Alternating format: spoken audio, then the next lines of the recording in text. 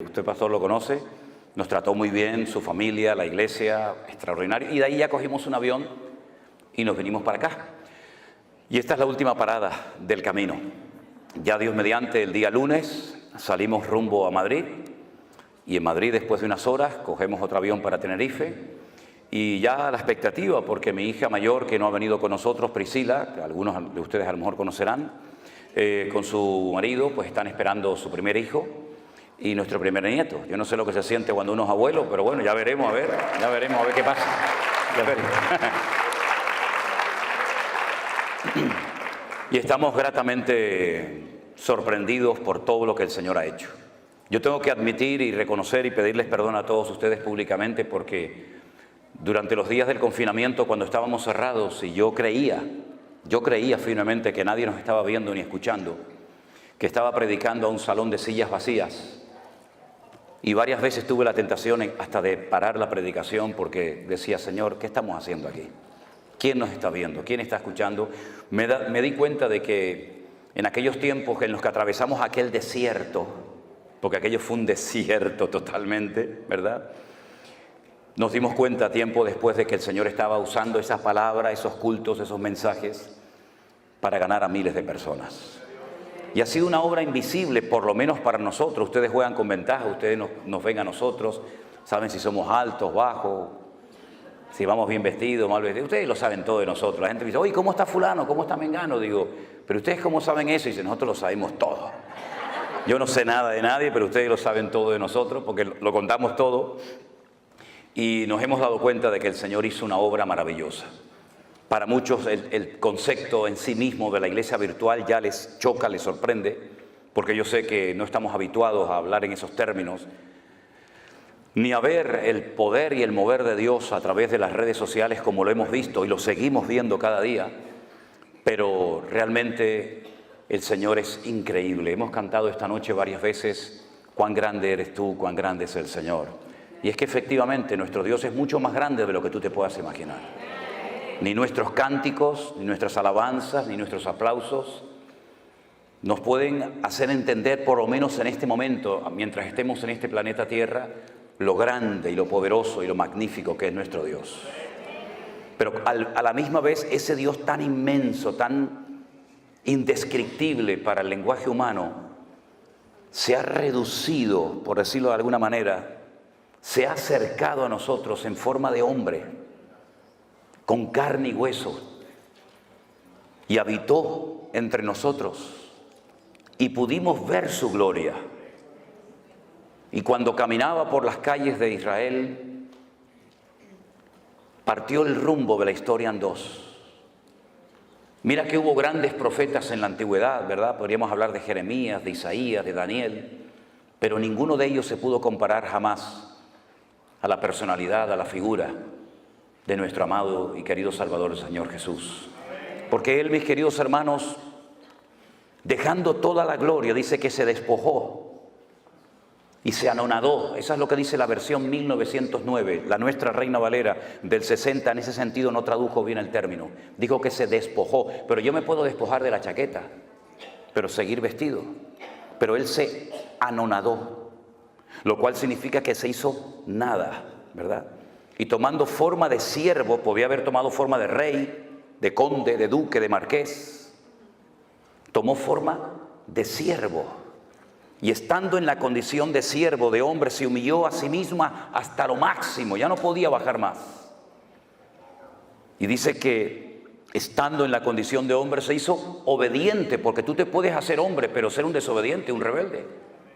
Pero él optó a hacerse hombre obediente hasta la muerte, eligiendo la peor muerte de todas las que se han inventado por la raza humana, que es la muerte de cruz.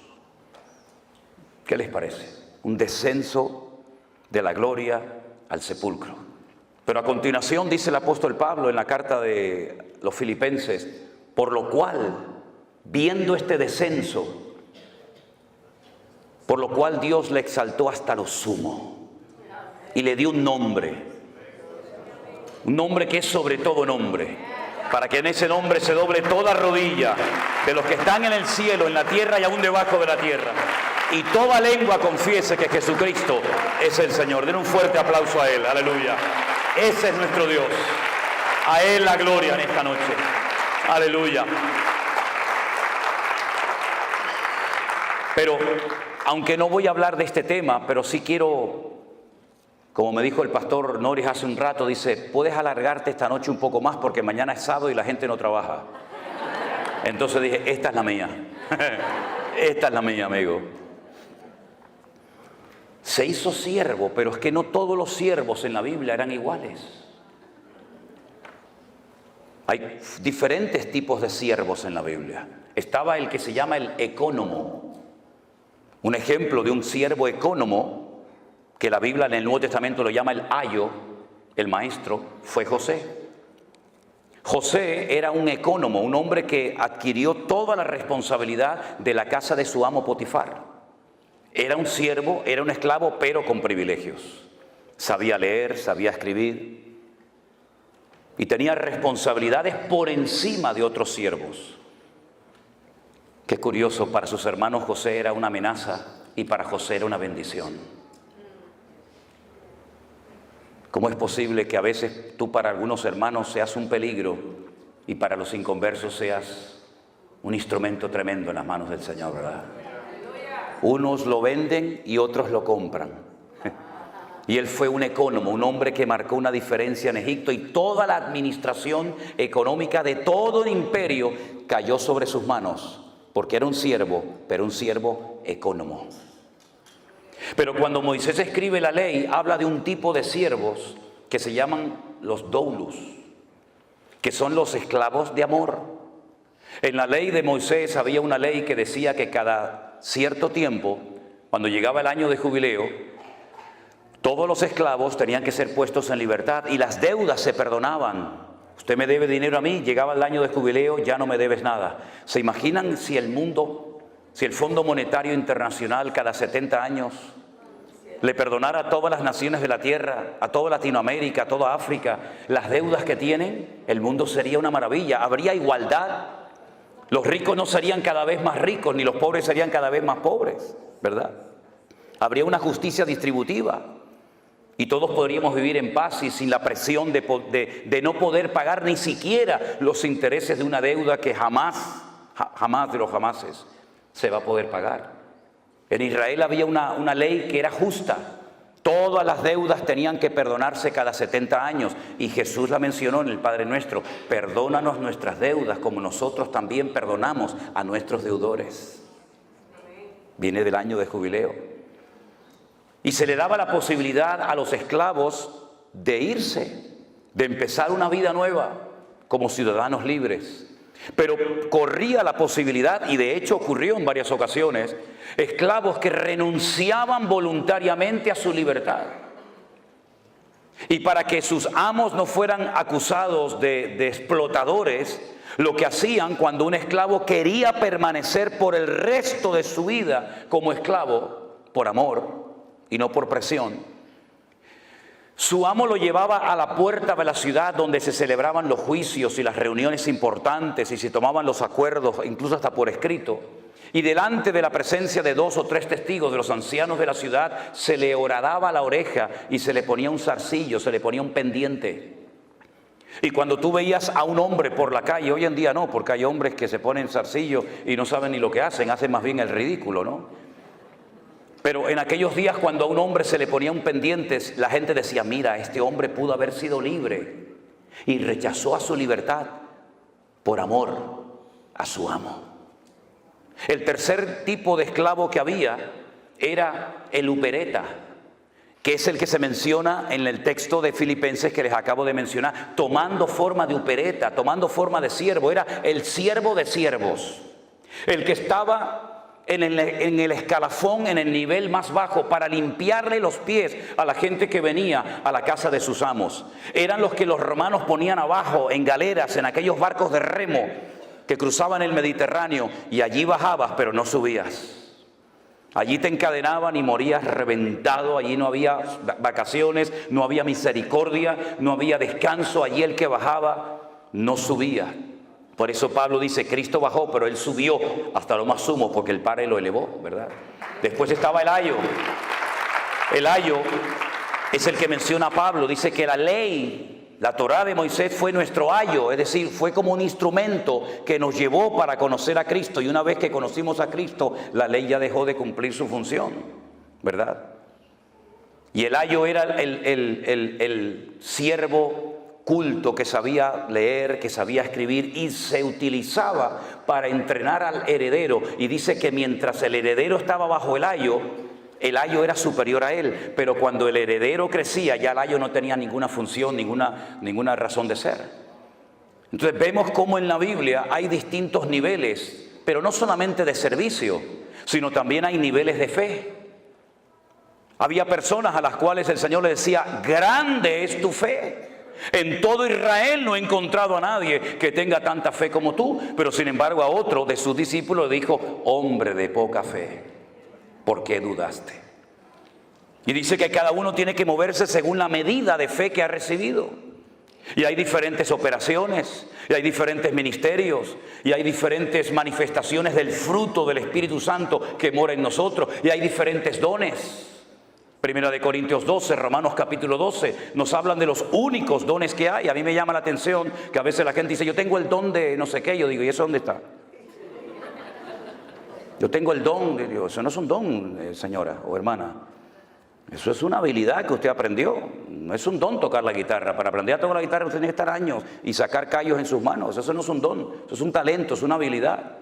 Un don es algo que usted tiene de la noche a la mañana sin aprenderlo, sin adquirirlo. Pero un talento es algo que usted puede ir cultivando y desarrollando con el paso del tiempo. No, yo tengo el ministerio de limpiar la iglesia. Eso no es un ministerio. No me digan. No. Bueno, vamos a dejarlo ahí porque se van a enfadar conmigo algunos. Y yo no venía a hablar de esto esta noche. Cierre sus ojos un momentito, vamos a orar, porque yo creo que el tema que tengo esta noche para compartir con ustedes, que es un estudio predicado, creo que nos puede hacer mucho bien y espero que la palabra del Señor nos hable y nos ministre en esta noche. Yo voy a pedirle al hermano Luis, si es tan amable, hermano, venga un segundo. Haga una oración para que la palabra que el Señor hoy puso en mi corazón, que compartiera con todos ustedes, sea de bendición para la iglesia y para todos los que posteriormente la van a escuchar. Oramos, hermanos. Padre Dios, gracias. Delante de tu presencia, reconociendo, Señor, tu poder. Gracias. Gracias, Dios mío. Todo lo que tenemos y todo gracias, lo que hacemos Señor. por tus méritos, Señor. Aleluya. Te damos las gracias, Señor, porque enviaste al Espíritu Santo. Amén. No solamente a traernos las escrituras. Oh, sí, Señor, Shaddai, ayúdame en el nombre de Jesús. Así es. A darnos iluminación. Oh, gloria, barabacosha, ayúdame, Señor, en el nombre de Jesús. Sí, así es. Te damos las gracias. Gracias, Dios mío. Señor, en este día. Oh, gloria. Santo, que tú derrames conocimiento, que tú derrames entendimiento, Señor. Que puedan, Señor, recibir, Señor. Sí, Padre Santo. Exponer, Señor. Prepara los corazones. Amén. Dios. En el nombre de Jesucristo te damos las gracias. Amén, amén. Gracias, hermano. Fuerte ese aplauso a nuestro Dios. Aleluya. Gloria a Dios. Antes que se me olvide, yo dije que en marzo del 2020 estuvimos pasando un desierto. Todos estuvimos en cierto sentido, unos más, otros menos, pasando un desierto, ¿verdad? Veíamos las iglesias vacías, por lo menos yo, las sillas vacías, pero cuando un día descubrí el significado de la palabra desierto en hebreo, ese día me empecé a gozar de una forma tremenda. ¿Quieren que se lo comparta un momentito? Sí, ok. Si no quieren, me lo dicen, ¿eh? Yo tengo otras cosas que decirles, pero los libros de la Biblia, en nuestra Biblia, lamentablemente, digo lamentablemente con todo respeto, no recibieron el nombre que el Señor les puso. Por eso nos perdemos mucha bendición simplemente por leer el título del libro que no se llama así en hebreo. Tenemos un libro que se llama el libro de números. Y uno dice, bueno, números, sí, porque hubo un censo. No, pero espere. El libro de números en la Biblia se llama el libro de Bamidbar. Diga conmigo, Bamidbar. Significa literalmente en el desierto.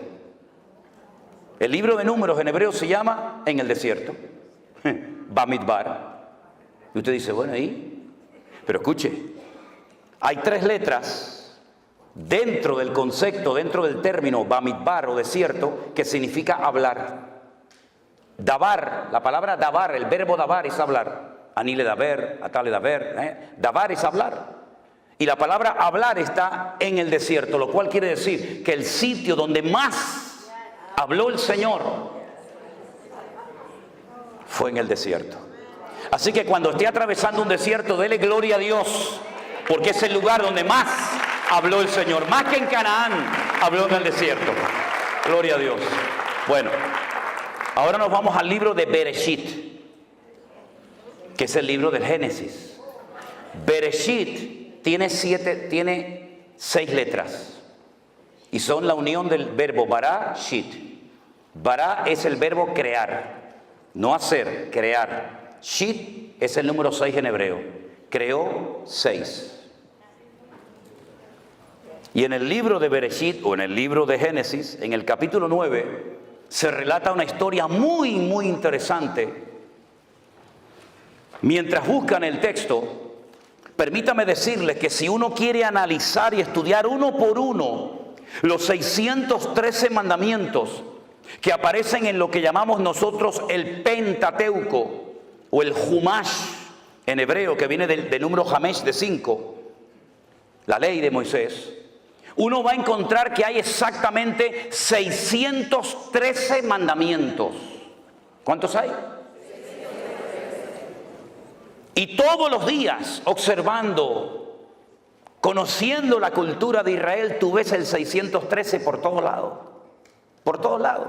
Miren, cuando yo voy a Israel, y espero que algunos de ustedes, ya algunos me han dicho que van a ir conmigo este año, cuando ustedes llegan allí se van a dar cuenta que yo tomo mucho un zumo, un jugo, que es de Rimón, ¿cómo se llama? De granada. De granada. ¿Sabéis lo que es la fruta, la granada, no? Bueno, ellos parten la granada a la mitad, la meten así en una máquina, la exprimen y te dan un zumo de granada que a mí particularmente me gusta muchísimo. Las granadas de Israel, cuando usted las parte a la mitad y empieza a sacar las semillitas esas rojas que lleva dentro, las pone todas encima de una mesa, de un plato, de un vaso, y usted va a contar 613. Bueno, será casualidad, vamos a coger otra, pártela a la mitad, saca 613. Puede partir 1000 granadas y todas ellas tienen dentro 613 semillitas. Pero eso se ve por todos lados, por todas partes se ve. Y cuando uno analiza uno por uno los mandamientos, los 613 mandamientos, que son muy interesantes, pero te lleva años estudiar cuántos mandamientos hay en Génesis, en Éxodo, en Levítico, etcétera, etcétera, tú te das cuenta de que tú los puedes clasificar en grupos.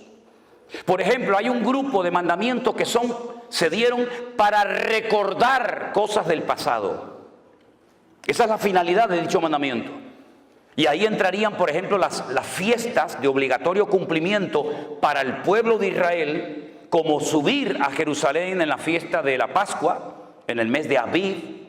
Aviv, en hebreo, con V, es primavera, el mes de Aviv. Entonces dice, pero eso aparece en Tel Aviv. Claro, Tel es monte, Aviv es primavera, el monte de la primavera, ¿no?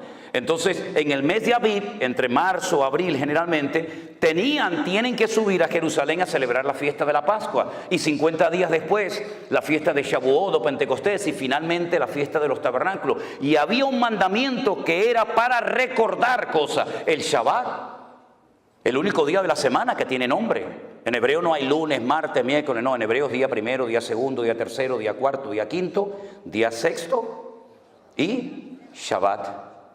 Shabbat, Shevet, siéntate. Shevet, siéntate. Shabbat, quédate quieto, no te muevas. Eso es lo que significa, ¿verdad? Y hay mandamientos que son para recordar permanentemente cosas que Dios hizo. Hay otro tipo de mandamientos que no entran dentro de una lógica. Uno dice, bueno, ¿y esto por qué lo mandó Dios?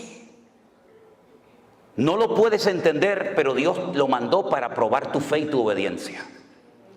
Y ahí, por ejemplo, entra lo que se llama la paradumá, que es la vaca roja, la finalidad de la vaca roja, de la cual habla la Biblia en Hebreos y en Números. Ahí entra el no mezclar ciertos alimentos lácteos con cárnicos. Y uno dice, ¿y qué razón de ser tiene esto? Aparentemente ninguna, pero Dios está probando tu fe y tu nivel de obediencia. Luego hay una gran clasificación de mandamientos que se llaman lo tase. Dígalo conmigo, lo tase. No hagas.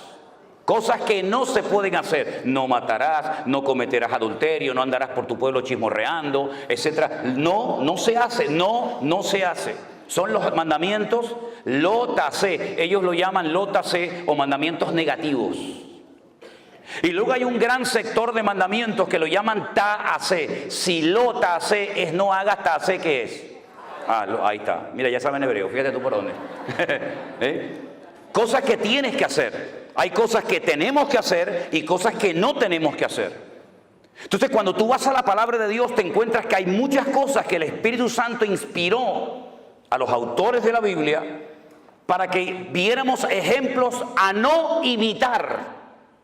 No se escribieron para que tú hagas lo mismo, no. Se escribieron como advertencias para que tú no hagas ni digas lo mismo que dicho personaje hizo o dijo.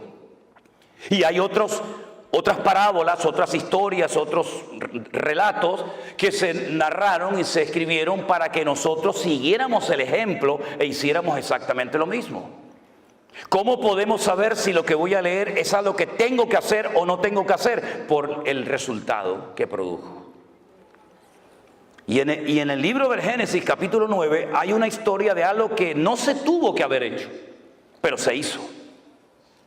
Y el Señor la registró en las páginas de su palabra para que tuviéramos un ejemplo de algo que no tenemos que hacer los creyentes bajo ninguna circunstancia. Génesis 9, versículo 18. Dice la palabra así: y los hijos de Noé que salieron del arca fueron Sem, Can y Jafet. Punto y coma, pon ahí, ¿sí o no? Sí. Y ahora me da una información, de los tres me da una información que no me da con el primero ni con el tercero. Me dice, y Can es el padre de Canaán. ¿Por qué no dice el versículo? Bueno, y fulano de tal es el padre de... No solamente de Can, solamente destaca. ¿Se dan cuenta? Sem, Can y Jafet destaca que Can es el padre de Canaán. Por algo será, lo vais a ver ahora.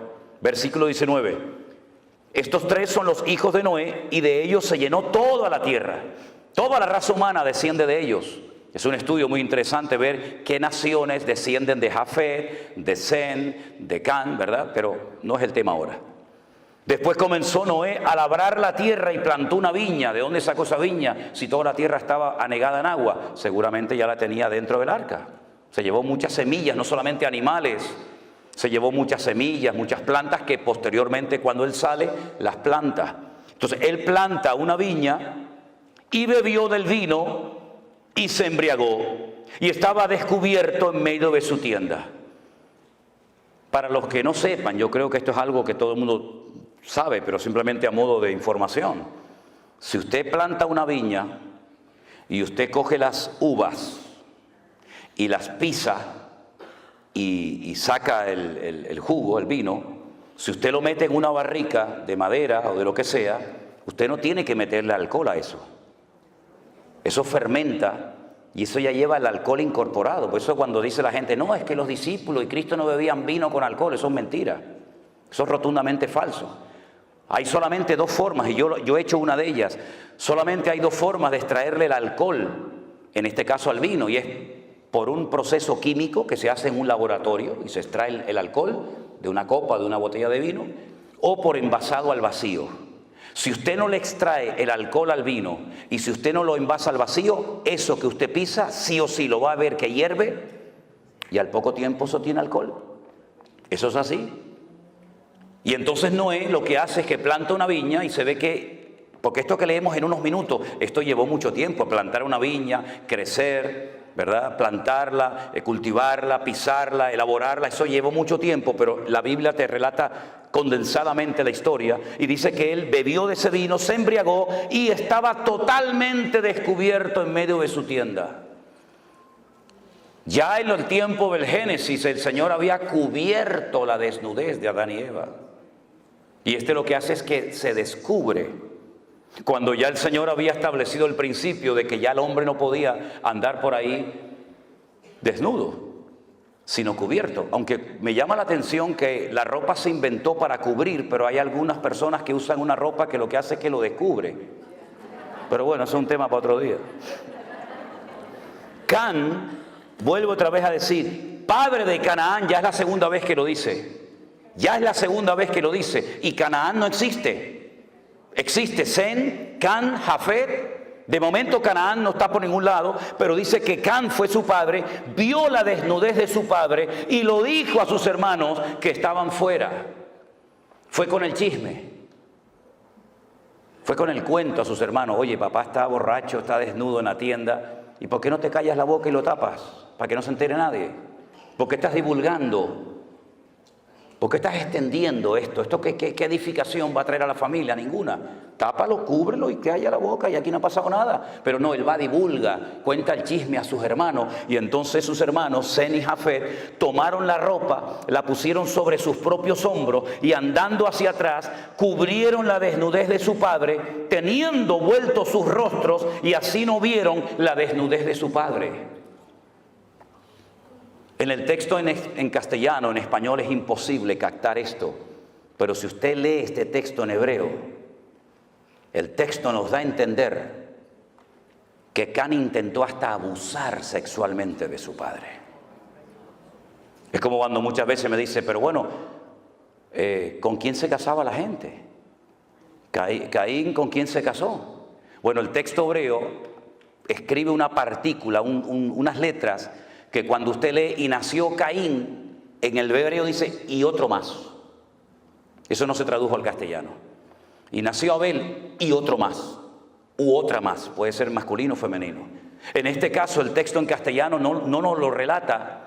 Yo sé que para algunos puede ser una sorpresa, pero cuando usted lee el texto en hebreo y lo analiza letra a letra, palabra a palabra, usted se va a dar cuenta que no solamente se rió de su padre, no solamente fue con el chisme y con el cuento a sus hermanos, sino que incluso quiso hasta abusar sexualmente de su propio padre. Es durísimo lo que estoy diciendo.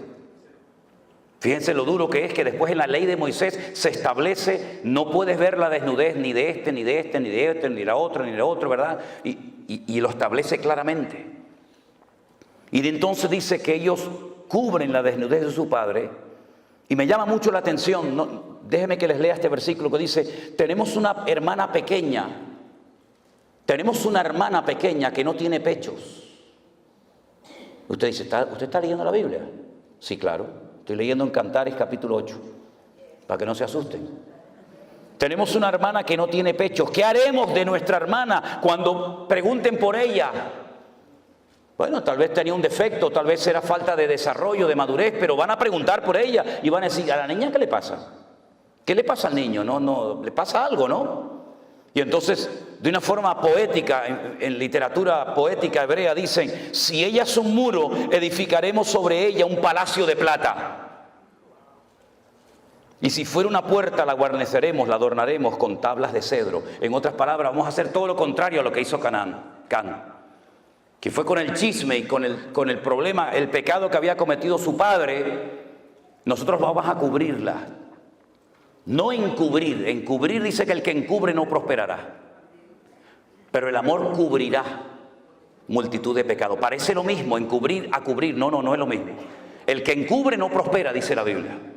Pero el amor nos permite cubrir la falta del hermano, que no se entere nadie. Oye, déjalo, no pasa nada. ¿Estás arrepentido? Busca al Señor. Sí, amén, ya está. Queda entre tú y yo, ya está. Usted sabe que la mejor manera de divulgar una noticia es contársela a un cristiano evangélico. Eso ni el WhatsApp ni el Facebook, eso corre como la pólvora. Cuando se despierta Noé, porque tarde o temprano se tenía que despertar, se despierta de su embriaguez y supo lo que había hecho su hijo más joven. Se enteró. Y entonces hace Noé algo, dice algo que no es un ejemplo a seguir. Ya dije antes que hay ejemplos a no seguir, a no imitar y ejemplos a imitar. Y en este caso, cuando este hombre se despierta, sale de su embriaguez, dice, maldito sea Canaán. Y aún no había ni nacido. Salieron del arca Sem, Can y Jafet. No se habían reproducido en el arca. Él está hablando de un personaje que aún no había nacido y antes de nacer ya lo maldice. Canaán. ¿Quién era Canaán? El hijo de Can. Por consiguiente, el nieto de Noé. Lo maldice. Y la maldición es la siguiente: siervo de siervos serás a tus hermanos. No vas a levantar cabeza nunca, vas a ser un criado, un siervo de todo el mundo. Y dijo más: bendito sea por Jehová mi Dios, sea Sen, y sea Canaán su siervo. Engrandezca el Dios a Jafet, y habita en las tiendas Sen, y sea Canaán su siervo. Vivió Noé después del diluvio 350 años, y fueron todos los días de Noé, ¿cuántos? 950 años, y murió. Y uno dice, ¿cuántos años? No se preocupe, que aún hubo uno que vivió más. 969 vivió en Matusalén, 19 años más que este. ¿Qué le parece? Lanza una maldición. ¿Hizo bien en decir aquello? No. Pero marcó el destino de Canaán. Y yo les pregunto a todos ustedes que ya son conocedores de las Escrituras, ¿cómo se llamaba el país al cual el Señor quiso llevar a su pueblo de Egipto, cruzando el desierto, rumbo a dónde? A Canaán. Qué curioso, ¿no? La gente de ese país, los cananeos, que no eran originarios de Canaán, por ejemplo, los filisteos vinieron de Europa. Sí, los famosos filisteos, los enemigos acérrimos del pueblo de Israel y de David y de Saúl, eran de la isla de Creta, la que después pastoreó, ¿se acuerdan? La iglesia en Creta, Tito. Ellos fueron de Creta y ocuparon toda la costa mediterránea de Israel, de tal manera que ellos controlaban el comercio que entraba y salía. Ellos todavía en aquellos tiempos dominaban las 5 ciudades de los filisteos. Por eso ahora entiende por qué David cogió 5 piedras. Porque ellos controlaban desde, apréndanse estos 5 nombres: Gaza, Ashkelon, Asdod, Ecrón y Gat. ¿Lo dice conmigo? Gaza, Ashkelon, Asdod, Ecrón y Gat. Entonces, ¿este de dónde es? No, este es de Gat. Dame 5 piedras por si acaso vienen los 4 detrás y me los cargo también a los 4. ¿Qué te parece? No era por si fallaba la puntería, no, yo le voy a acertar porque es tan grande que es imposible no darle. Es por si vienen los otros 4, el de Gaza, el de Askelón, ya de paso también ya los paso y me los llevo. Ahora fíjense qué interesante. Allí estaban los filisteos, allí estaban los moabitas, los amonitas. Allí estaban todos los cananeos cuando el Señor quiso trasladar a su pueblo de la esclavitud a una tierra de maldición. Y uno dice, pero los cananeos eran malditos, ¿por qué Dios no los llevó a otra parte del mundo? Porque el Señor quería que su pueblo cambiara la tierra y no que la tierra los cambiara a ellos. Porque nosotros somos de este mundo, vivimos en este mundo, pero no somos de este mundo. Y no es el mundo el que tiene que afectar y cambiar la vida de la iglesia, sino la iglesia cambiar las modas y la corriente de este mundo. Y cuando la iglesia no se mete en el mundo se mete en la iglesia, que es lo que lamentablemente ha sucedido. Entonces encontramos que los cananeos están bajo una maldición. Todos los cananeos, por supuesto el primero Canaán, pero luego todos los demás. Qué curioso. Yo en el fondo de lo que quiero hablar en esta tarde y despejar dudas es el famoso tema de las maldiciones. Porque me he encontrado con centenares de preguntas hace unos meses atrás de creyentes, gente nacida de nuevo, que estaban asustados y preocupados por el tema de las maldiciones, si se pueden heredar o no. Y algunos me citaban parte de Éxodo capítulo 20. ¿Saben que Éxodo capítulo 20 es de los 2 capítulos que hay, Deuteronomio 5 y Éxodo 20, donde aparecen los 10 mandamientos, ¿verdad? Y el Señor le dice que al pueblo de Israel que Él visita la maldad de los padres sobre los hijos hasta la 3ª y 4ª generación. Y me citaban así el texto y yo les decía, no lo mutile, no lo corte, siga, no lo corte, siga citándolo. De los que me aborrecen, que no es nuestro caso, hermanos. Dios visita la maldad de los padres sobre los hijos hasta la tercera y cuarta generación de los que me aborrecen. Pero para 1000 generaciones será bendita la generación del justo. ¿Y cuánta gente vive bajo esa opresión? Y asustados y con miedo. ¿Será que yo estoy maldecido porque mi abuelo le pegó? ¿O mi abuelo fue un alcohólico? ¿O mi madre fue...? ¿Pero qué está diciendo? ¿Quién le enseñó esa barbaridad, esa locura? Yo voy a ir despejando con la palabra, no con argumentos humanos. Yo no vengo aquí a entretenerles a ustedes, yo vengo aquí a predicar la palabra de mi Dios. Y yo le voy a ir despejando con la palabra falsos argumentos y falsas posturas teológicas que han hecho mucho daño al pueblo de Dios. Ya le acabo de mencionar que Dios visitaba la maldad sobre los padres, sobre los hijos de los padres hasta la tercera y cuarta generación de los que me aborrecen. Por lo tanto, el creyente, el nacido de nuevo, el que es templo del Espíritu Santo, el que ha pedido perdón por su pecado, ahí no tiene por qué sentirse aludido. Porque usted no aborrece al Señor, que yo sepa, que yo sepa. Ahora, si hay alguien aquí que aborrece a Dios, agárrate, mi hermano. O bueno, más que mi hermano, mi amigo.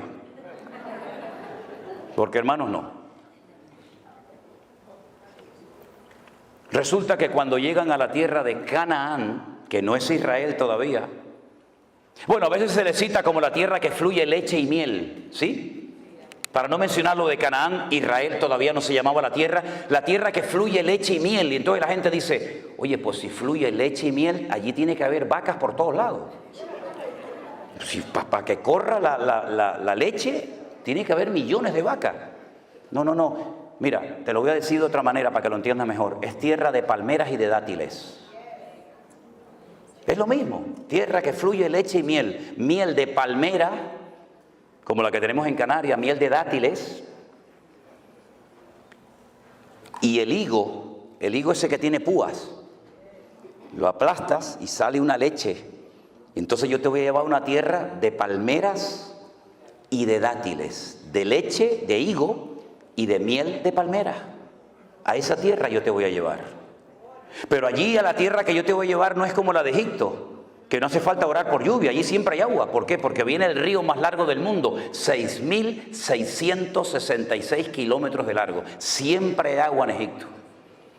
En Israel no. En Israel vas a tener que comportarte bien para que yo mande la lluvia temprana y la lluvia tardía. Y depende de tu conducta en la tierra, actuará el cielo.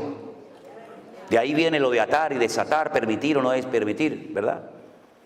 Y resulta que cuando entran a la tierra prometida, Josué, que ya había aprendido la lección hace 40 años atrás del fracaso de los espías que vinieron con un informe negativo y sembraron un espíritu de desánimo y de derrota en el pueblo, él opta por mandar a 2. ¿Se acuerdan? Y les dice, entren en Jericó y que nadie se entere que ustedes están ahí. Ustedes son espías, los otros eran exploradores. Son 2 palabras en hebreo diferentes, no tiene que ver una cosa con otra, aunque se traduce igual en la Reina Valera. Entren a Jericó, ¿y dónde pueden entrar sin levantar sospecha 2 extranjeros? A un burdel, a una casa de prostitución donde entran y salen hombres y no van a levantar sospecha como si entraran a cualquier otro lugar.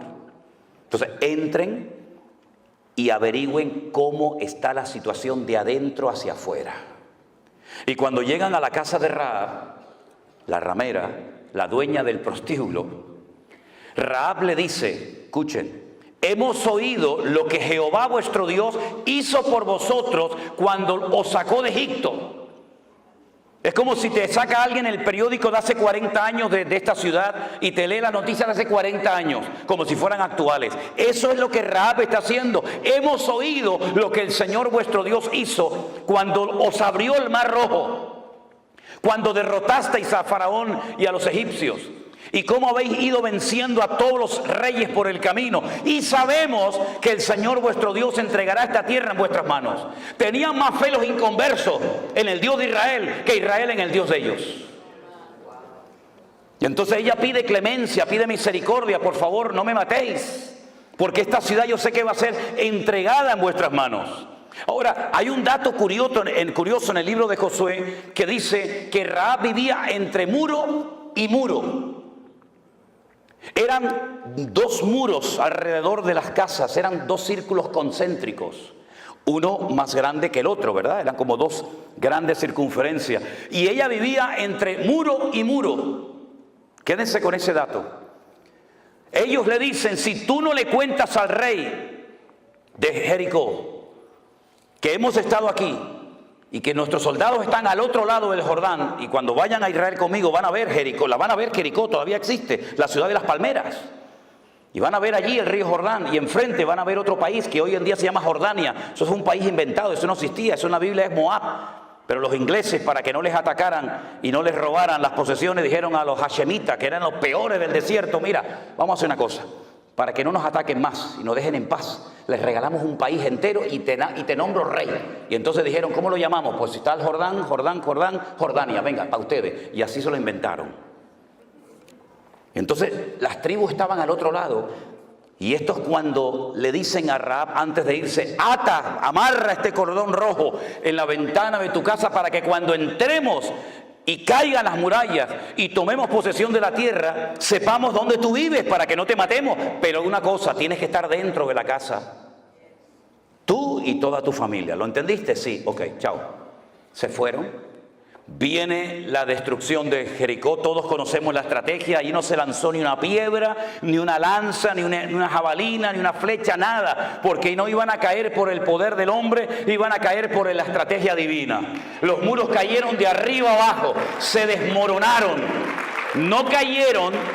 Cuando los arqueólogos fueron en los años 50 a estudiar las antiguas murallas de Jericó, que aún están allí, la antigua Jericó, se dieron cuenta de algo muy curioso, que los muros no habían caído de afuera hacia adentro, tampoco lógicamente de afuera hacia adentro, sino, ¿se acuerdan la imagen aquella que vimos aquí cerca cuando aquellas 2 torres gigantescas, cómo cayeron?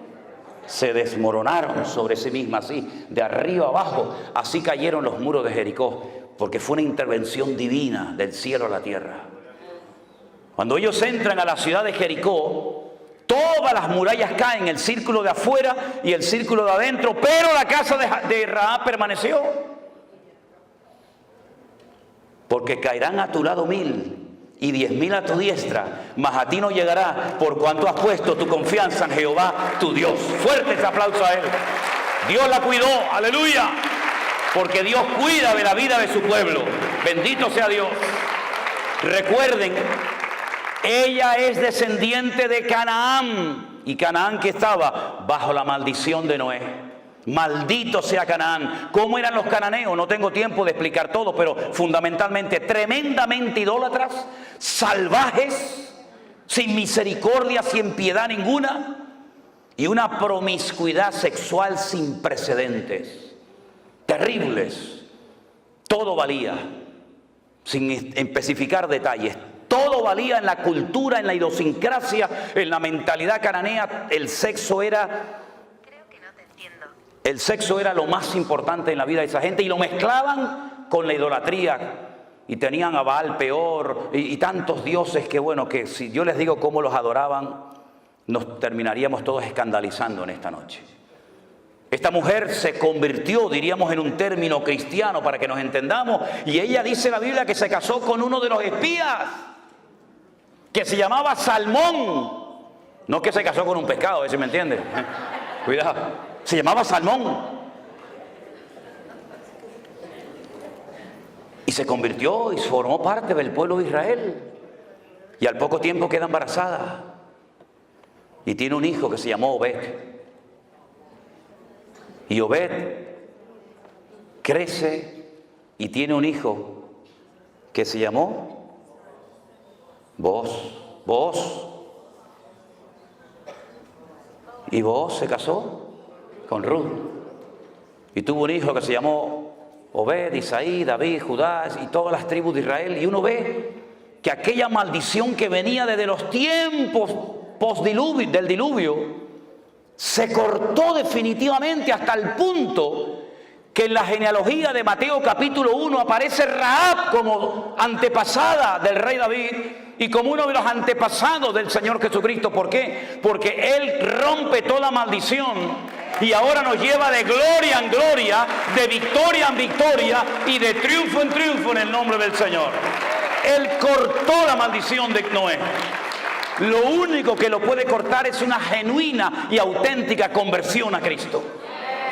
De modo que si alguno está en Cristo, nueva criatura es. Las cosas viejas pasaron, he aquí todo es hecho nuevo. Y dice Ezequiel capítulo 18, verso 19, venga conmigo, ¿tiene su Biblia a mano? Ezequiel capítulo 18, verso 19. Mire lo que dice la palabra de Dios. ¿Por qué no leen algunos de estos textos? Parece que los arrancaron de sus Biblias. Si dijereis, ¿por qué el hijo no llevará el pecado de su padre? A ver, que me lo expliquen, ¿por qué? Porque el hijo hizo según el derecho y la justicia. Guardó todos mis estatutos y los cumplió. De cierto vivirá, que fue lo que hizo Rahab. Era una mujer bajo la maldición de Noé, estaba maldita. Pero ahora ella se ha convertido, guarda los estatutos del Señor, cumple la palabra y dice, y de cierto vivirá. El alma que pecare, esa es la que morirá. El hijo no llevará el pecado del padre, ni el padre llevará el pecado del hijo. La justicia del justo será sobre él y la impiedad del impío será sobre él. ¿Cuántos dicen amén? En otras palabras, ahora entienden la absurda pregunta que los discípulos en Juan capítulo 9 le hacen al Señor cuando ven a un ciego de nacimiento y le dicen al maestro: Señor, explícanos esto, para que este muchacho naciera así, en esta condición que nunca ha visto, porque hubo gente que vio y perdió la vista y la recuperó. Pero hubo personas como este de Juan capítulo 9 que nunca había visto. Entonces explícanos, Señor, ¿quién pecó, este o su padre, para que este haya nacido ciego? Siempre especulando, siempre tratando de buscarle las cuatro patas al gato, ¿verdad? Siempre tratando de buscarlo, ¿verdad? De complicarnos la vida. Y el Señor le dice: no, no es así. No es que pecó ni este, ni su padre, sino que este nació ciego para que la gloria del Señor hoy se manifieste en él. Y veáis que hay poder en el nombre del Señor para cambiar vidas y desgracias. Y cuando Juan, que estaba allí, oye esta explicación, y el Señor le pone en su corazón escribir un evangelio, lo hace de una forma extraordinaria, magistral. Él dice que, lo dice incluso en el evangelio que escribió, que muchas cosas hizo el Señor y muchas cosas dijo el Maestro, que no todas se escribieron. Él dice, dando su opinión personal: pienso que si se hubieran escrito todas las cosas que dijo, hizo el Señor, no cabrían los libros en el mundo. Pero estas se han escrito para que creyendo en Él tengáis vida eterna. Y entonces lo que hace es que analiza y ve todo el ministerio de Jesús. El hombre más cerca del corazón de Dios en el Antiguo fue David. Y el hombre más cerca del corazón de Cristo en el Nuevo fue Juan. El único que le dijo: ¿quién es, Señor? Yo no te voy a entregar. Todos dijeron: ¿quién? ¿Seré yo? ¿Seré yo? ¿Seré yo? Yo no sé, yo sé que no soy. ¿Quién es, Señor? El único que se recostó sobre Cristo y oyó el latido del corazón del Maestro. Él vio todos los milagros del Señor Jesús, todos. Incluso se llevó a María, su madre, como encargo en la cruz, ¿se acuerdan? Las conversaciones que habrá tenido con ella. Pero entonces él dice: de todo lo que el Señor hizo, yo voy a escoger 7 solamente. Y no lo llamó milagros, lo llamó señales, marcas en el mundo espiritual. Y entonces en el capítulo 2, 4, 5, 6, 6, 9, 11... Él es como si tuviéramos 7 cámaras de filmación, 7 cámaras de vídeo grabando en esta noche aquí, y después juntáramos todo el material de las 7 cámaras, la que está allá arriba, la que está por los costados, la que está enfrente, juntáramos todo el material y lo pudiéramos ver. La pregunta es: ¿cuál de las 7 proyectó la verdad? ¿Aquella? ¿La de la izquierda? ¿La de la derecha? ¿Cuál de las 7 cámaras grabó la verdad? Todas, de diferentes puntos de vista. Unos de atrás para adelante, unos de adelante para atrás, unos de arriba abajo. 7 visiones diferentes de la misma escena, del mismo culto. Eso es lo que hace Juan. En el capítulo 2 dice: yo estuve allí cuando le dieron agua y él la convirtió en buen vino. en un vino excelente que dejó al catador, al maestresala, con la boca abierta diciendo, pero ¿qué has hecho? Has guardado el mejor vino para el final, cuando el bueno se pone al principio y después ya cuando están ya que no disciernen de derecha a izquierda, le pones el malo, pero tú lo has hecho al revés. Es que lo mejor está por venir, mi hermano. Y entonces muestra el Señor de la calidad. Pero en el capítulo 4 viene un hombre y dice, tengo un siervo que está enfermo, pero Señor, no hace falta que venga, di la palabra y mi criado sanará. Y entonces cuenta el milagro enseñando que el Señor es el Señor del espacio, no lo limita al espacio. Ay, amigo, pero en el capítulo 5 va al estanque de Betesda y le dice a un hombre, ¿quiere ser sanado? Y le dice, es que no tengo a nadie que me meta. ¿Quieres ser sanado, sí o no? ¿Cuánto tiempo llevas ahí? 38 años, levántate, toma tu lecho y anda. Y es el Señor del tiempo. No lo limita el tiempo ni el espacio. Y en el capítulo 6 camina por encima de las aguas. Él domina la creación y no la creación lo domina a él. Pero también en el capítulo 6 multiplica los panes y los peces. Porque es el Señor del tiempo, del espacio, de la calidad. Y es el Señor también de la cantidad. Con lo poco, con su bendición alcanza y sobra. En el capítulo, espera. En el capítulo 9 le dicen, ¿quién pecó este o sus padres? Y él dice, ni él ni su padre. En otras palabras, yo voy a romper hoy una regla que para ustedes ha sido una atadura durante años. Es creer en la mala suerte, creer en las maldiciones hereditarias. No, es que tiene que nacer gente enferma para que yo me glorifique en ello. Y finalmente, esperen. En el capítulo 11... la prueba final. Si hubieras estado aquí, mi hermano no habría muerto. ¿Qué le está diciendo Marta y María? Por culpa tuya mi hermano está muerto ahora. ¿Sabes? Yo te llamé. Tú nos enseñaste, clama a mí y yo te responderé. Y yo clamé. ¿Y por qué no viniste? Pedid y se os dará. Yo pedí y no recibí nada. Yo llamé y no se me abrió la puerta. Yo busqué y no te encontré. Y ahora vienes y mi hermano ya hiede porque hace 4 días que está muerto. Si hubieras estado aquí, mi hermano no habría muerto. Ahora, ¿para qué vienes? Ya es demasiado tarde. Los judíos creían y creen que a las 72 horas, a los 3 días, el alma se va del cuerpo y nunca regresa. Por eso cuando vas a Jerusalén, al Valle de los Huesos Secos, al cementerio más antiguo del mundo, te encuentras en las tumbas una ventana para que salga el alma y no regresa hasta el día postrero, en la resurrección. Y Jesús le dijo, pero María, por favor, Marta, yo soy la resurrección y la vida. ¿Qué estás diciendo? El que cree en mí, aunque esté muerto, vivirá. Y le dice Marta y María, yo sé que mi hermano resucitará, pero no ahora, en el día postrero. Es una fe a largo alcance, pero no la sabes acercar a tu realidad, a tu vivencia personal de ahora. Mucha fe en el cielo, mucha fe en la gloria, mucha fe en la nueva Jerusalén, pero ahora eres incapaz de creer que Dios hoy te puede sorprender con un milagro. Vamos al cementerio y dice, Lázaro, sal fuera. Y yo he estado en la tumba de Lázaro. Me metí dentro de la tumba de Lázaro y quise probar por mí mismo lo que dice la Biblia, que lo llamó a gran voz. Me metí dentro de la tumba de Lázaro, que no es así horizontal, sino es como una escalera así como bajando. Y cuando estaba bien abajo en la tumba le dije, antes de entrar a los de arriba, grítenme con toda su fuerza. Y no se oye nada. Y menos con una piedra, que en este caso ya no está. Pero el Señor lo llamó y Lázaro salió fuera.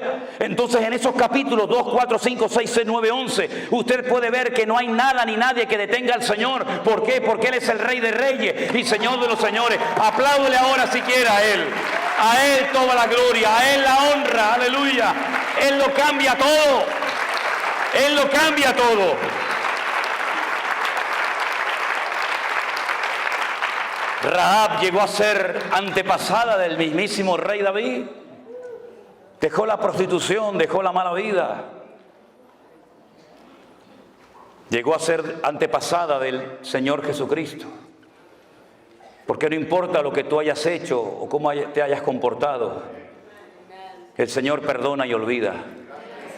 Hay creyentes que ni perdonan ni olvidan. Pero nuestro Dios siempre, al corazón arrepentido, al contrito y humillado, tú no despreciarás. ¿Verdad?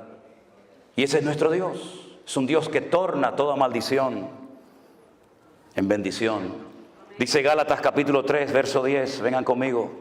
Gálatas capítulo 3, versículo 10.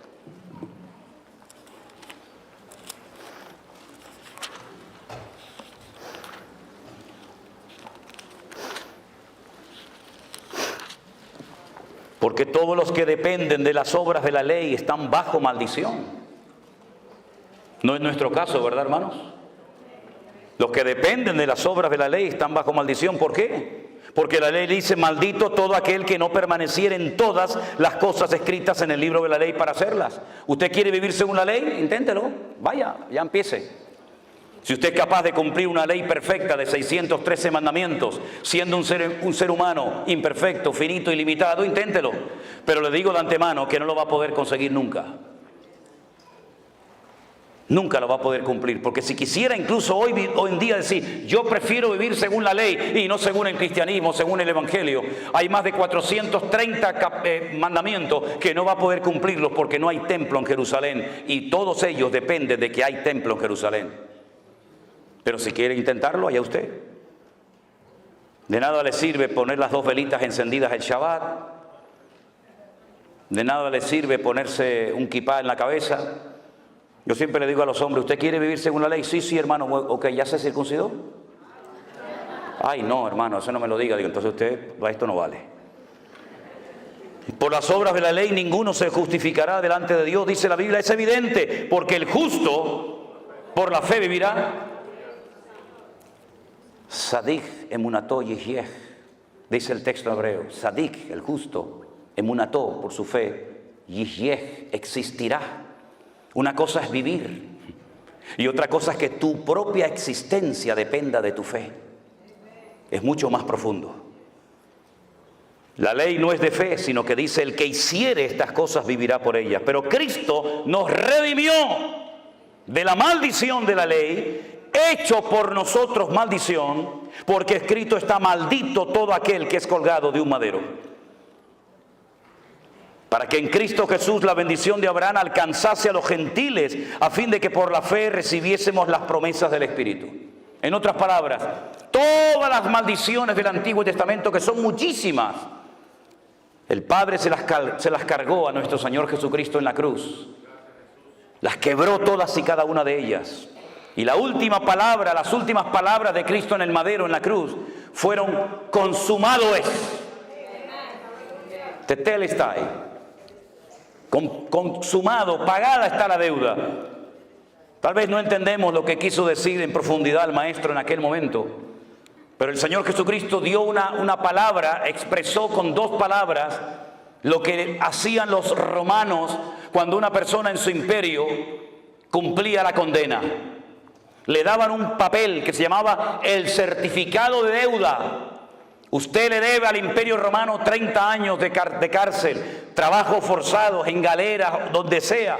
Cuando usted cumplía la condena, ponían su nombre, su apellido, su condena, el día que entró, el día que salió, y abajo ponían el sello del Imperio Romano y ponía la misma expresión, la misma palabra que el Señor Jesucristo, minutos antes de morir, la pronunció en la cruz del Calvario. Pagada está la deuda. No es que la salvación sea gratis. La salvación no es gratis. Lo que pasa es que Él pagó el precio. Y para usted es gratis. Pero el precio era la vida. El precio era la sangre. Y es gratis para mí, pero no fue gratis para Él. Y por eso dice Pablo que era ciudadano romano y entendía la cultura de la época y la idiosincrasia de los pueblos. Él dice que él tomó el acta de los decretos que nos era contraria y se fue a la cruz y la clavó, y despojando a los principados y potestades triunfó sobre ellos en la cruz. Bendito sea el Señor. No le debemos nada. La deuda está pagada. No hay maldición, no hay nada que a usted lo separe del Señor. Un versículo más. Primera de Pedro capítulo 3, verso 9. Primera de Pedro capítulo 3, versículo 9. Un texto también muy interesante a tener en cuenta. Dice así la palabra del Señor. Bueno, vamos a leer del 8. Finalmente, sed todo de un mismo sentir, compasivos, amando fraternalmente, misericordiosos, amigables. Verso 9. No devolviendo mal por mal, ni maldición por maldición, sino por el contrario, bendiciendo, sabiendo que fuisteis llamados, ¿para qué? Para que heredaseis bendición. ¿Para qué hemos sido llamados nosotros? Para heredar bendición. Si mis antepasados fueron terribles, yo no tengo culpa de ello. Yo no voy a tener que rendir cuenta por la vida de ningún antepasado. Yo tendré que rendir cuenta delante del Señor por mi vida propia. Y es muy fácil decir, no, es que yo soy así porque mi padre era así. No, usted es así porque usted quiere ser así. No le eche la culpa a su padre. Incluso fíjense lo que les voy a decir. No es que el diablo me tentó, es que el diablo llega hasta donde usted le deje llegar. Déjese de cuentos. No le deis lugar al diablo, dice la Biblia, ¿sí? Si le da lugar, lo va a tomar. Pero si usted se somete a Dios, resiste al diablo, huirá de vosotros, dice la Biblia. Así que no le eche la culpa al diablo de que anoche se emborrachó. Usted se emborrachó porque se quería emborrachar, déjese de cuento. Engaña a otro si quiere, a mí no. No, es que se me presentó la tentación y el diablo me tentó y me fui con otra. No, tú te fuiste con otra porque te querías en el fondo ir con otra. Porque el diablo te tienta porque conoce las debilidades de tu corazón. Porque hay gente que no es tentada nunca por la droga, porque nunca anduvieron en ese camino. Y porque hay gente que son tentadas en ciertas cosas, porque son las rendijas que le tienes abierto al enemigo, que él las conoce perfectamente. Y cuando estás rodeado de luz, cuando estás en medio del campamento de los santos, cuando estás entre los hermanos, el enemigo ni se te ocurre acercarte, pero en el momento en el que bajas la guardia y en el momento en que nadie te observa, si tu corazón no es limpio, no verás a Dios, porque dice la Biblia que solamente los limpios de corazón verán a Dios. Pero no quiero terminar este estudio, este mensaje, sin citar el famoso versículo de, pero hermano, y si no damos el diezmo, no estamos en maldición. Sí, ya sé que es Malaquías, ¿eh? Gracias por recordármelo, ¿eh? Dicho sea de paso, el último libro de nuestra Biblia es el libro del Antiguo Testamento. ¿Cuál es? Malaquías. En hebreo no. En hebreo son los mismos libros que los nuestros, pero el orden es diferente. ¿Y por qué los judíos quitaron a Malaquías del último libro del Antiguo Testamento, de la Tanaj, como lo llaman ellos? Y pusieron Segunda de Crónicas. Porque cuando usted termina de leer el Antiguo Testamento, dice la palabra maldición. Y para no terminar de leer la Biblia, el Antiguo Testamento, mencionando la última palabra maldición, lo ponen en otro sitio para no terminar con la palabra maldición, sino con el nombre Israel. Porque la palabra Israel es muy interesante porque termina con una letra que se llama la letra Lamed, que es la equivalente a la L nuestra. Y cuando usted empieza a leer la Biblia desde el principio, la primera letra que se encuentra es una letra que se llama la letra Bet, que significa casa y son 4 preposiciones, pero bueno, es la letra Bet. Entonces yo empiezo leyendo la Biblia con la letra Bet y termino el Antiguo Testamento con la letra Lamed y la junto las dos y dice Lev, corazón. Cuando termino de leer la Biblia he conocido y he penetrado en el corazón de mi Dios. Ahora, mis queridos hermanos, me han preguntado muchas veces que usted está en contra del diezmo. No, yo no estoy en contra del diezmo. ¿Usted quiere dar el diezmo? Délo. Pero si usted no da el diezmo, usted no se va a ir al infierno.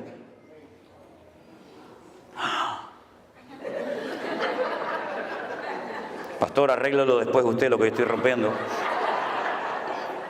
Yo no estoy de acuerdo, me dicen algunos, porque el diezmo del Antiguo Testamento. Le digo, no pasa nada, hermano. A partir de ahora del 20, porque el diezmo era lo mínimo. ¿Usted no está de acuerdo? Tiene que dar el 20, menos no puede dar porque está fuera de orden, ¿verdad? Pero mire, hermano, yo le voy a decir una cosa. Cuando el pueblo de Israel entró en la tierra prometida con Josué, el Señor le dijo a Josué, hay que repartir la tierra a esta gente. Toma medidas de la tierra, a cordel, toma medidas, ¿verdad?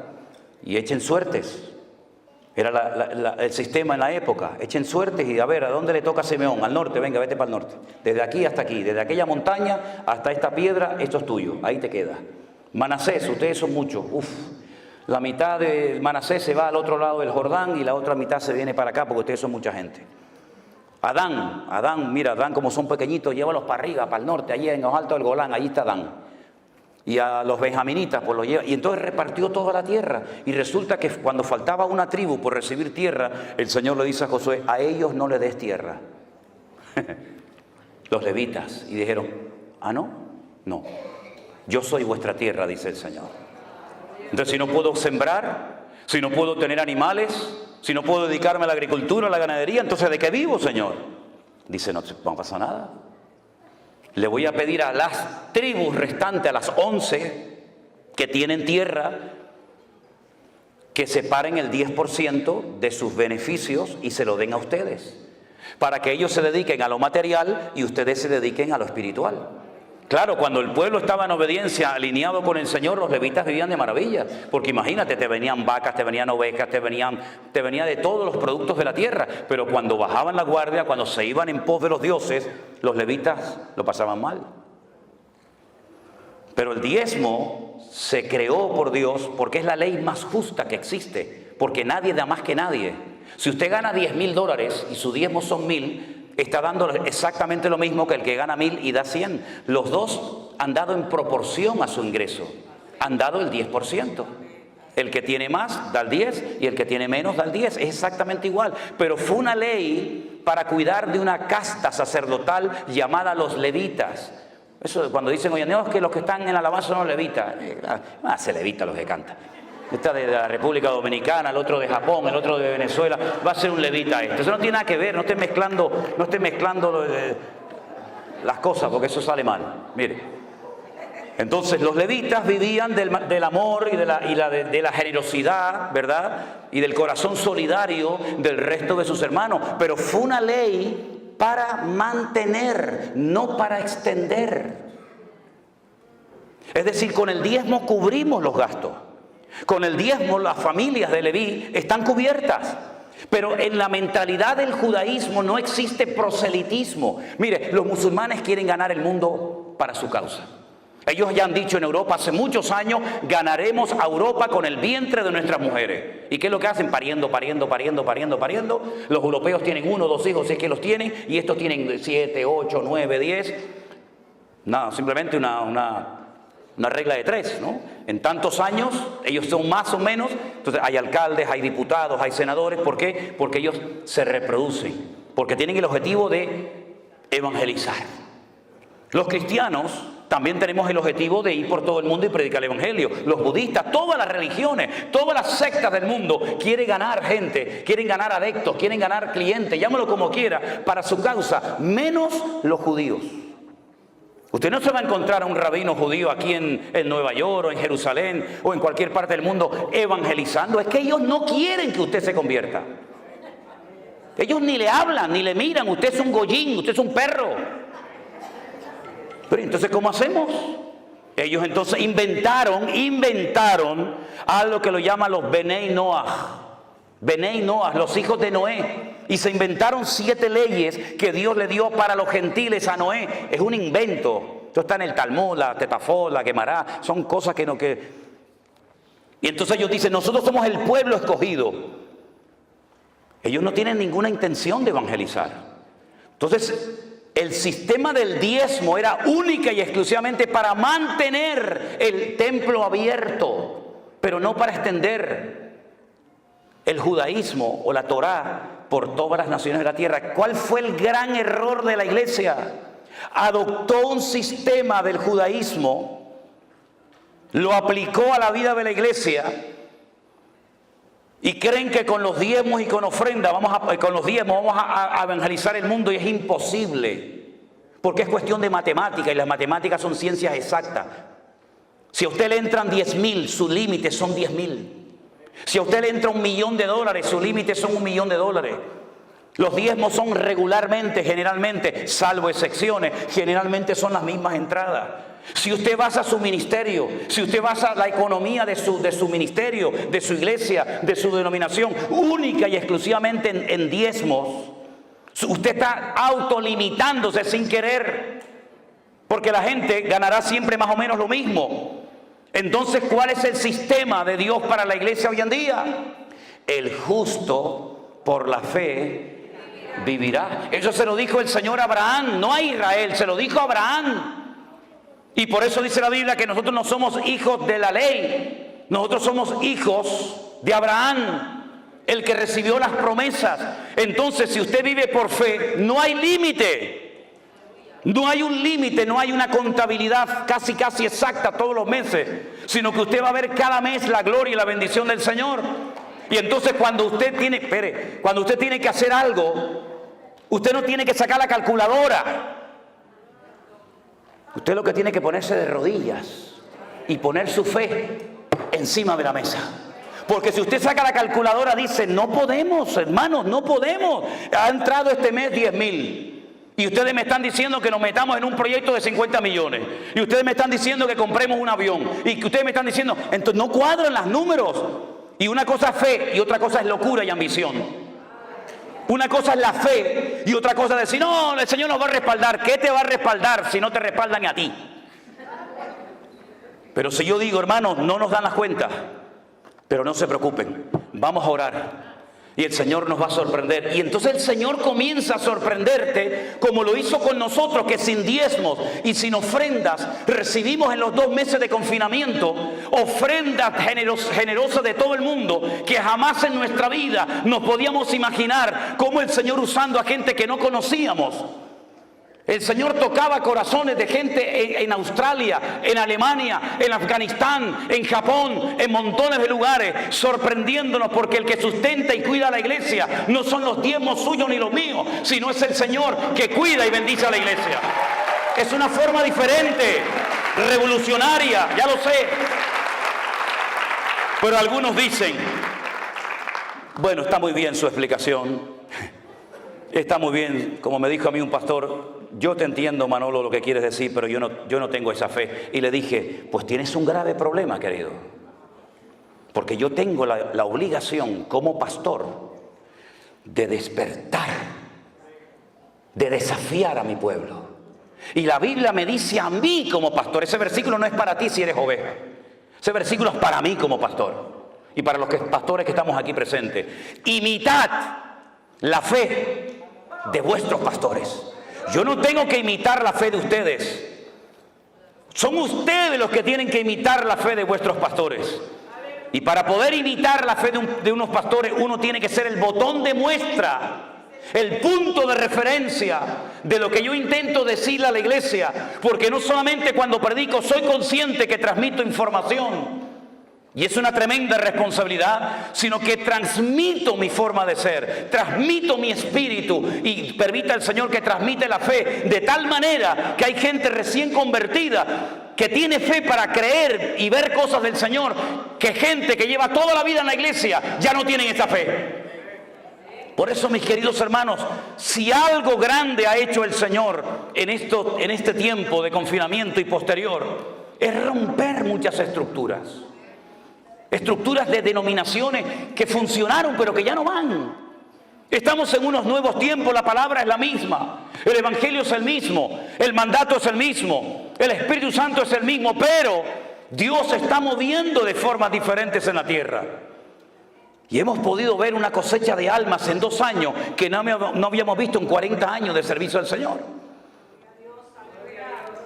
Porque nuestra confianza no está en lo que tenemos, porque no tenemos nada. Algunos dirán, bueno, ahora que les está entrando tanto dinero a ustedes con ofrendas y con Facebook y con YouTube, este hombre será un millonario. Ahí está el tesorero de la iglesia, ahí está Armando. Pregúntenle a él cómo vive Manolo y Elena y sus hijas. Nosotros no tenemos propiedades, ninguna. Yo llevo ganando el mismo sueldo que me paga la iglesia hace 22 años. No vivo como un millonario. Miren mi ropa, miren mi casa, miren cómo vivimos. Yo no tengo anillo, yo no tengo cadena, yo no tengo nada. Este reloj me lo regaló una hermana en Israel cuando estuve. No estoy en contra de nada de eso. Pero yo sé que a mí me miran con lupas miles de personas. Y yo en lo que pueda evitar, intentaré evitar excesos, abusos y estupideces que no sirven para nada, sino para dar un mal ejemplo a las congregaciones. No se fije en el predicador cuando predica, fíjese en el predicador cuando se baja del púlpito. Y sobre todo mire a la familia del que predica. Porque de nada sirve que uno aquí arriba te aplaudan y te quieran y todo eso, si luego tu vida es un desastre a nivel personal y familiar. Hermanos queridos, vivamos en la libertad gloriosa de los hijos de Dios. ninguna condenación hay para los que están en Cristo Jesús, los que no andan conforme a la carne, sino conforme al Espíritu. Cierra tus ojos en esta noche, mi querido hermano. Podríamos hablar mucho más de muchas cosas, pero como dice el refrán, al buen entendedor, con pocas palabras le basta.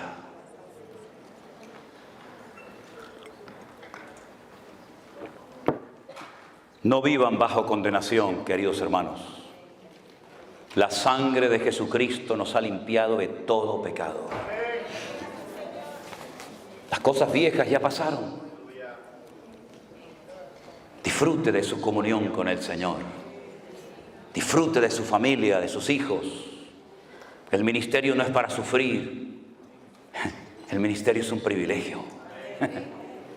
Y el día que no nos apasiona el ministerio y servir a las almas, pues tendremos que dedicarnos a otra cosa. Porque no hay nada peor que un ministro cansado, agobiado, estresado. Pero qué gozo tan grande cuando ves en la casa de Dios, en los hijos del Señor, el gozo, la paz, la alegría. Nos gozamos con lo mucho, nos gozamos con lo poco. Cuando hay, gloria a Dios. Cuando no hay, gloria a Dios. Exactamente igual. Como decía el sabio Salomón, Señor, no me des riqueza ni pobreza. Porque si me falta, capaz robo y peco y blasfemo tu nombre. Y si me das demasiado, capaz que me olvido y me aparto de tus caminos. Manténme del pan necesario. Dios es tan bueno que nos da el pan nuestro de cada día. Nos da ropa, nos da salud, nos da comida. Nos da cosas para disfrutar de la vida hasta que Él venga. Hermanos, marquemos una diferencia en esta ciudad. Marquemos una diferencia en este mundo enfermo que le ha dado descaradamente las espaldas al Creador. Que vean gente que sonríe, familias unidas, gente contenta, que se goza y se alegra en el Señor. Que el mundo nos vea reír, hermanos. Que el mundo nos vea alegres. Es verdad que nos cansamos. Es verdad que a veces uno dice, Señor, ya no aguanto más. Pero ahí viene el bálsamo del Señor y te dice, levántate, levántate, sigue andando. Todavía queda mucho camino por recorrer. Aleluya. Cierre sus ojos y ore al Señor y dígale, gracias, Dios mío, por tu bendición en mi vida. Aleluya. Y mientras nos preparamos para enseñar una alabanza que quiero que cantemos todos juntos en esta tarde, el pastor Norris, pastor de esta iglesia, por favor, si es tan amable, diríjanos en una oración. Aleluya. Alabado sea Dios. No sé si está Miriam por ahí, que nos puedes ayudar en el coro. Gloria a tu nombre, Jesús. Gracias. Vamos a cantar la lentita, la lenta, ¿sí? ¿Este es el mío? Eso es. Gloria a ti, Jesús. ¿Me das monitor aquí?